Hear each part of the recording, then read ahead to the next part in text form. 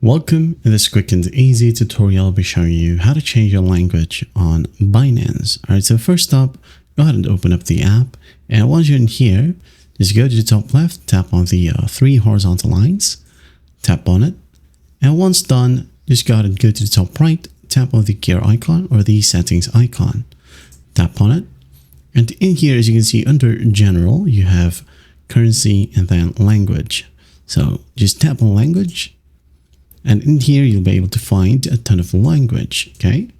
Now, let's say you don't see or you can't see it right away. Let's say I'm going to go ahead and change it to maybe Spanish, okay? I'm going to use the search bar right here and type down Spanish or Espanol right here. I'm going to tap on it, wait for it to load.